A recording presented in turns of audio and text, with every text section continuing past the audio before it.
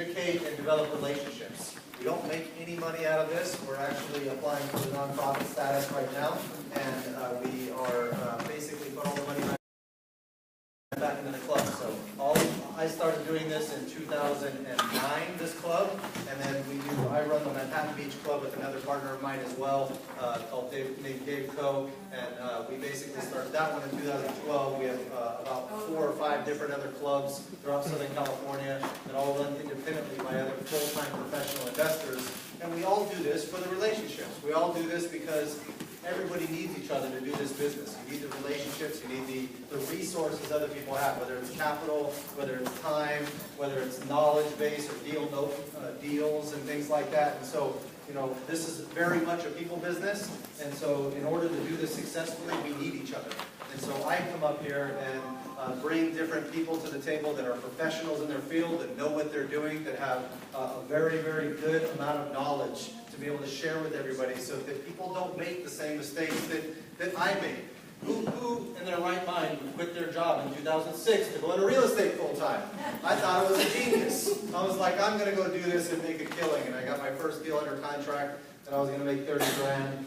I thought I was a real estate genius for a year, and then my teeth were missing and a little bit later on. So, this happens. This is the type of thing that, you pick yourself up, you're going to lose money, but at the same time, the money you lose on any deal is going to be jump you ahead tenfold in your education. So, and as long as you don't quit and you pick yourself up and dust yourself off, you will be successful in this business if you don't quit. Most people quit, and so you have a very small percentage of people that are doing a ton. And you have a lot of people that do 1 or 2 deals, make a little bit of money here and there, or invest in real estate passively and things like that. So, that being said, I'm going to bring somebody up right now named Pete that runs a company called New Western Acquisitions. It's probably one of the biggest wholesalers I've ever met. He's a professional in his field. He does this full time, and he's not one of the panelists today, but he's one of our sponsors. And the reason he's a sponsor is he just develops relationships with people like you in the room, as well as myself, that buy properties. And he will wholesale people properties to flip, which is the hardest thing in this market to do, right? Is find deals. And so he's going to share a little bit about what he does in his business with you guys. So come on up, and we'll have you do that. Thank you very much. Everybody get mad at him. What he does is be able to put these groups together. Aside from his day-to-day operations of running his business and his company, it's awesome what he's doing, and he's empowering people to be self-employed and be entrepreneurs.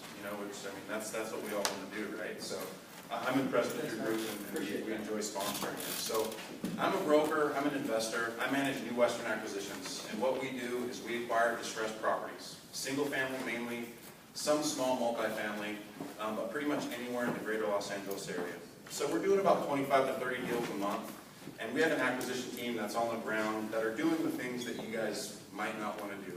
Sitting down in Compton, negotiating with a divorced couple on how we can figure out, come to terms on a sale, or dealing with the probate attorneys, or, going to these court hearings, doing a lot of stuff that most of you guys don't have the time to do, and it's understandable, and like he said, never quitting, because this is a very discouraging industry. Most people do quit, right? It's tough. When I first moved to California, about 4.5 years ago, from Houston, Texas, thank God I did, right? But anyways, I didn't even make a single dollar for about 7 months. And there was, every morning I thought about quitting, but thank goodness I didn't, because now we're coming off our biggest month ever. Closed 31 deals last month for $650,000 in volume. So that's wholesale, but literally 8 months of nothing. And I wanted to quit. It was tough. But your first year is always the toughest. You have to do the things that don't make really any money. It's hard to wake up motivated when you know that you're not going to make any money. So that's pretty much what we do. Our acquisition teams are incredible. I love them. We've got 25 agents that work every avenue that there is to buy deals. So how many flippers do we have in here? Like actively flipping right now? Yeah. Southern California or remotely? Both? Yeah. Okay. So, how many offers are you typically having to make at the MLS deal?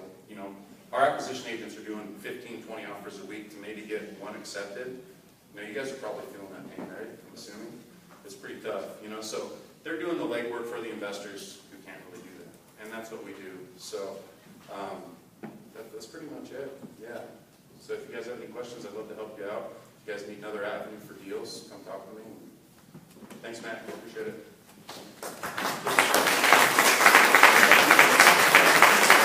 I didn't eat my cookie, so I need my sugar rush right now. So, the best drug we all love, sugar. So, that being said, thank you very much. He actually has been doing a ton and actually helped me just recently with a couple of tidbits of knowledge on the marketing piece, some different tools and technology that's coming out. And that's what's really cool about flipping properties and finding deals, is there's new technology coming out constantly that's going to be able to help you to find more deals, to be more efficient, to cut costs, and really to be able to help the real estate investor in every industry. And so you have to be able to be really, really good at what you do and be at the top of your game and constantly be looking for these new ways of making more money and decreasing your time per deal. So that being said, I'm going to bring up the speakers. Guys, Christy, come on up. I think that's Christy's seat. She's safe. I gave you guys one mic, so I'm sorry we had 3 mics total. So. We talk over each other, so It's okay, it's no problem. We have the Facebook Live going, so that way, and as long as it doesn't cut off again, like it does sometimes, of course. So, I brought up this group of panelists, Stephen, Todd, and Christy up here because they're all professionals in what they do. They've been doing this for a long time. They have a great knowledge base, of different actual strategies that they deployed over their career. So, and I have a list of questions, which is actually in my bag in the back, if someone can help me out with that. Thanks. It's in my folder, thanks. Basically, we're going to go over some of those questions. I'm a full-time investor. These guys are full-time investors. And, oh, she has the questions. That's great. So, she's stealing it from me right now. That's perfect. This is basically just to kind of keep things going in the room. And I want to keep this very much a Q&A. So I want you guys to be asking as many questions as you can, trying to find out as much information as you can so to help your career move forward in real estate and help you do flipping or lending or whatever it is you do that's related to flipping properties. So that being said, Steve, I'm going to have you start off. And yeah, I'll put you on blast first. And look at these guys, sandals and shorts. I mean, I know it's hot, but I decided to sweat here instead, in a black shirt and pants. Don't be You guys were smart. I'm mad. I'm mad because you guys were smart enough to. It's actually literally our brand. Say it again. It's literally our brand. Is it really? Yeah, no, so we used to do a radio show called the Flip Flop Investors, and Todd does it now because I got bored of it. But like it kind of, I do the interviews in the media, and Todd does them at the on the radio show. Nice. That's awesome. So I'm basically supposed to explain why you should listen to me, right? That's my job? Yeah. Okay. The Reader's Digest version, I grew up always following weird sales stuff, multi-level marketing at like 19, the cars and stuff attracted me to the business. And then after failing miserably and being sued out of existence in multi-level marketing because we were poaching people from other people's multi-level marketing companies, at 19, I had somebody suggest that I go get this really easy job at a title company where I just deliver documents and I can sleep the other half of the day. So it was really cool. I could go out, party with my friends, burn all my gas money, the company reimbursed me by partying, and then sleep at lunch, and then deliver documents. But I met all these high-profile investors because that's what I delivered documents to, which is kind of an odd circumstance. After a while, I noticed people in the business that were flipping property, coming to the office every day, asking questions, so on and so on. So I bought my first deal in 2005. Genius, right? It's time to buy in 2005. Made a ton of money, which was even worse, because now I'm like a bona fide genius. And then proceeded to go down in flames with several other deals I bought all at the same time right afterwards, to the tune of like $1.5 million. Todd and I were both working sort of side by side. We've worked together on projects, but semi-unrelated for years. And then Todd started a hard money company. He sucked me into it when I wanted to quit. And now I don't know, I don't want to speak for both of us, since we're supposed to speak for something, but doing like 20 deals at a time, flipping property. We run the Inland Empire Real Estate Investment Club, which has 3,000 members. That's like 150 people at a meeting, and I don't know, we just keep buying stuff. We're building, actually, we hired a developer team, so we're building a lot of technology too. How can they find the club online for that? Meetup.com, Inland Empire Real Estate Investment Club, or IEREI.org. We can find the club information. It's down to mission anymore. Tongue twister right there. We'll say it again. IE, Inland Empire Real Estate Investment Club. Nobody from out here will come out there because it's like 4 hours going that way, 45 minutes coming this way. All right, I'm Todd Bayer. I got my start in real estate because my mom she was an appraiser, so I was selling financial products out here, actually, out in Newport Beach, and was terrible at it. So at that time, this was in 2005, my mom's telling me how crazy the appraisal business is getting and how she's getting so many appraisal orders every single week that she's turning away 7 a week. And at $350 a pop, that's pretty good money. So I asked my mom, well, what do you think? Can I come out and help you run the office? Keep the printer stocked with toner and, make sure there's paper on deck and all that stuff. So, she said, okay, cool. I was like, I just need $2,500 a month, Mom. I was worried she was going to say no.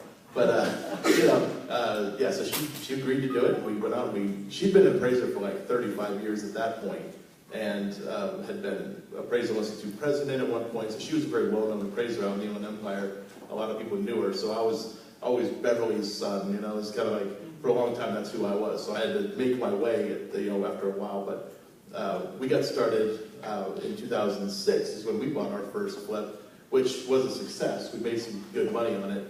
But we weren't good at finding deals, so fortunately we didn't carry any through the recession, so we weren't good at finding them at that time. So then we started buying rentals in 2007, because out in the Inland Empire, prices crashed so fast that we were able to just jump in and start buying stuff and immediately making cash flow. We were making 8% cap rates, no problem, and starting in 07, actually, the end of 07.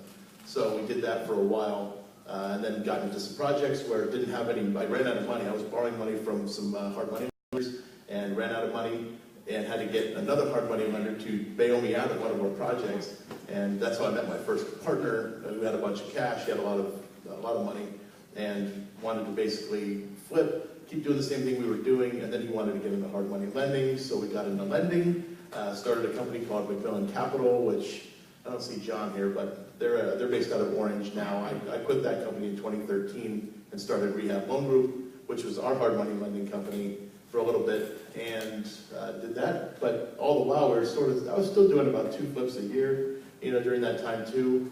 And then we got to the point where we just hated lending in June of last year and said, you know what, let's just go back to flipping full time. This is so annoying. We hated being a service provider lender. So this is also a lifestyle business for us. We like the idea of, not killing ourselves for a very small amount of money that you make as a lender. So we switched gears last year in June and started doing joint ventures with people and started doing flips of our own. And since then, we've been loving it. And yeah, it's just been a lot more fun. Christy? Well, I have no background whatsoever in investing, really, except I was working a bunch of jobs I did not like doing and trying to put like $200 a month away in a mutual fund. And finally one day I got the calculator out and I'm like, I'm going to be 97 before I can retire. This isn't going to work. And then I read Rich Dad Poor Dad. And in 2006, I moved to the States from Canada and just started a business. And actually the timing worked out well because it took me a couple of years to go through the immigration, but that's a 2-beer story. Anyway, I finally got all the paperwork I needed to get in place, and then I started buying in 2008, so timing was perfect.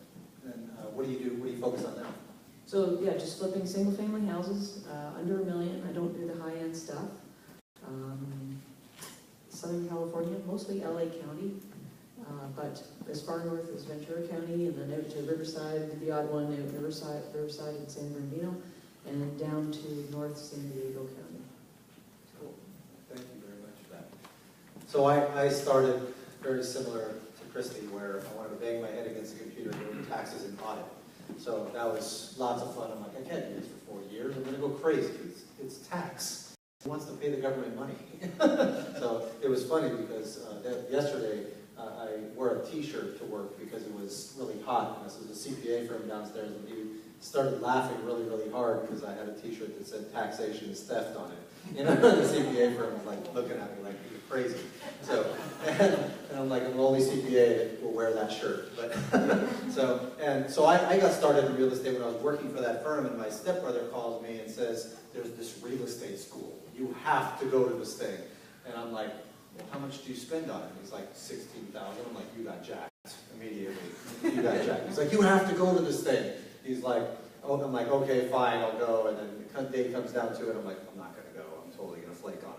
And he, you know, it's the California, yeah, see you there, you know, no problem. You know, but it doesn't ever happen, right? And so he calls me the day of. He's like, no, you have to go. Come on, you have to go. And so he forced me to go. And I'm sitting there at this meeting, and you know, not really believing anything he says, of course. And they're talking about the real estate school that's $16,000. And at the end of the meeting, they're like, okay, you're either number 1, number 2, or number 3. Number 1, you're ready now. Number 2, you have questions. Number 3, it's not for you. And I'm like, well, where do I give you my credit card? Like, I need to go do this immediately. And it was the best, one of the best real estate schools that or classes I've ever taken. And really was beneficial for about 5% of the people there because they would actually do something with it. But at the same time, it got me, I guess, confident enough, even though maybe I shouldn't have been, to jump ship and go into real estate full time and start. And when the market crashed, I had 35 properties in process, all at the same time, and lost everything, which was probably the best thing for me at the time because my ego went from here on dope, flipping houses, all that, and it was really the market that was doing it, down to, oh crap, I suck, you know? So, and then I ended up taking a couple $100,000 out on credit cards to pay my investors back and go down with the ship and take my lumps, you know? But since then, we flipped about 600 houses. I didn't quit. We flip about 10 a month now. We also buy a lot of value-add multifamilies. We invest in promissory notes. We do some private lending. We also raise a lot of capital and invest in syndications and things like that as well. So it's a lot more fun than working at a CPA firm, even though I work a hell of a lot more. I can tell you at my CPA firm, you're looking at the clock going, how is it only 9 o'clock? And now I look down and I'm like, how is it already 6 o'clock or 7 o'clock at night? Going, oh man. You know, but now that I have a son, I'm like, now I don't want to work anymore. I want to systematize everything as much as I possibly can. I have a 2-year-old now, and he's already been playing with cash flow for kids around the Kiyosaki game, of course, with the little game pieces. He wants to eat them right now. I'm trying my hardest to get him to not do it. So that being said, you know, I think we have some great experience up here, and I want to start off with probably the hardest thing, I think, in this kind of a market to do, which is trying to find properties and how you analyze these things. And I already talked to these guys, and they're like, we don't do anything for finding properties. We just fall up on our lap. So, but in order for that to happen, you guys develop a substantial amount of relationships, right? And so tell us a little bit about how these deals come to you and why you think they come to you in the first place. Because I think the way you guys did it is very unique and very organic, which I think is extremely key, especially in the time.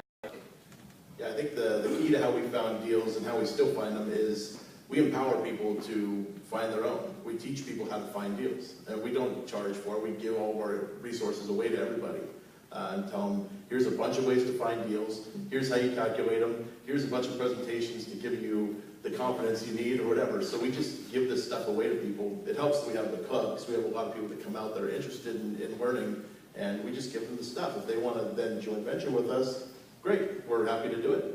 We'll do the deal with them, split profit 50-50, but we also have another side where we market to real estate agents. So there's probably not a real estate agent in Riverside that doesn't know who we are, and they're probably not irritated by us in some form or fashion, because we're constantly marketing to them. It costs us nothing. We spend no money on marketing to these people other than, you know, the cost of putting on the meeting, I guess you could say, or the cost of having our internet connection. But it's a very great way to just sort of multiply our efforts instead of us trying to find the deals. In Stephen, instead, we have hundreds of people that are constantly looking for stuff, and we've already proven to be a buyer where we close, and so that's a big deal. Once you have that reputation, then the deals just start falling into your lap. So what are the benefits that you guys bring to the table as far as when someone wants to come and joint venture with you? What do they lack that you guys have that enables you to joint venture with them? in most cases, it's capital. People are afraid of having a couple $100,000 to play. Other investors plus years. So from 2000, actually I sold Todd every property him and his mom bought as cash flow properties.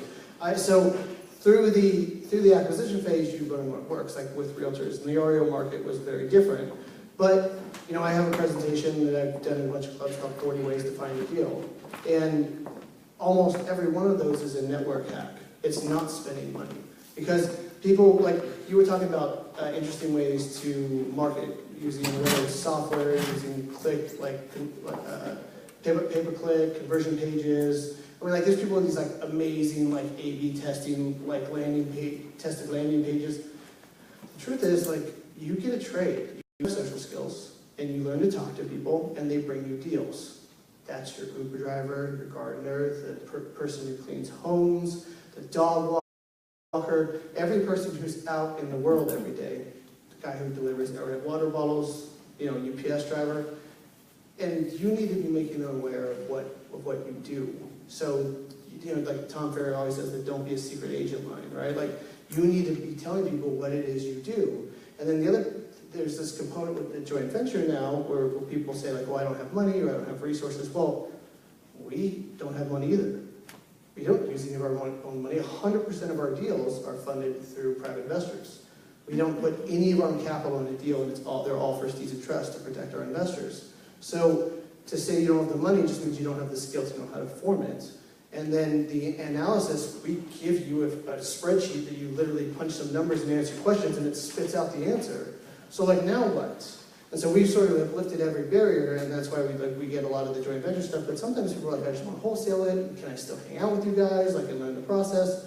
But we actually get a lot of just phone calls from all the people we met over the last decade, and it was just time. Time wins in this business. If you're around a decade, you probably have more knowledge than anybody else in the room. I agree with you guys, absolutely, except for me. So you guys are right there. And, Christy probably knows more than all of us combined. So, with this stuff. So, Christy, can you talk a little bit about how you find your deals, which I think is unique as well, because I don't think any of you guys do it the way that they teach you how to do it, right? With the direct mail, pay by click, and all that stuff. So, how do you focus and find your deals? So it's very different now than when I first started in 2008 up to maybe 2013. You could actually get most of the deals off the MLS. So I was getting probably 90% of my deals through agents and wholesalers who were also getting them through agents or off the MLS. So that's the way it was being done back then. You could get short sales, REOs, even equity sales that were, fixer-uppers. And one thing I will mention is I joined a B&I group when I first moved here because I didn't know one person, so I had to do some kind of networking. And so B&I, if you don't know, is Business Network International, and it's got all kinds of people that you can use for your flipping business. I'm still using the same termite guy I met 10 years ago from B&I. And also I was getting referrals. So there was a business attorney in the group who was she's probably referred me, half a dozen deals. And that's just building a relationship and having somebody know what it is you do. Now I just continue to network. And what you guys said, it's the longer you're in the business, it does become a little easier because people remember that you're in the business. One of the things I do to stay in contact with my real estate agents is I have a monthly newsletter.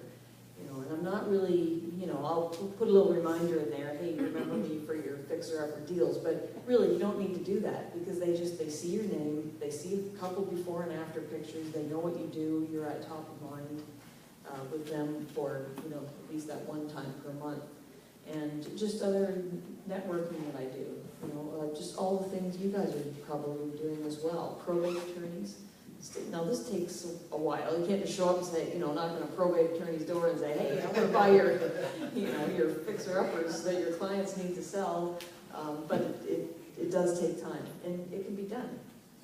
And even now I'm posting before and after pictures on Facebook, and I'm not really asking, hey, does anybody have any fixer-uppers? But people know I'm in the business, and so it does. It's a matter of having people be aware. Yeah. It's interesting because I think you've gotten a number of referrals out of our provisors group. Christy and I are in our Cerritos provisors group together, and it was funny because I joined and I'm like, oh, Christy's in here, great. And it's funny because I get investors that come to me for different things on the structuring side or the cash flow side, or different 1031 exchange investors that want to invest in cash flow out of state, because I do most of my stuff in Memphis, Tennessee, out of state. And and Christy gets she's known in the group, so the person that buys quarter homes and focuses on that. So a lot of the different attorneys or CPAs or other professionals in the group, they have a ton of clients, and all of these people are connectors. So anytime you're dealing with a higher level professional that works with multiple clients in different ways, don't think of it as having to be a realtor or someone in your industry specifically. All these other people are great ways to find those one-off deals that might end up being 12 a year or something along those lines, And I started for the first 8 years, I did no direct mail, no pay-by-click marketing at all. It was all realtor relationships, wholesaler relationships, pocket listings, or REOs or auction sites. And it's a matter of analyzing hundreds of these things on a consistent basis and constantly focusing on buying as much as you can. And it's interesting because we just recently, a couple of years ago, started doing the pay-by-click and direct mail marketing, and it's a whole nother animal. You spend your way out of any profit in a deal if you do it incorrectly. And if you don't track your numbers in detail, you will lose money in that arena. So, on our side, on the direct mail, we use contact management systems for this. We have call systems for this. We have virtual assistants for this. We have people meeting appointments consistently, just like Pete does on his stuff. We have, all the data outlined, where it literally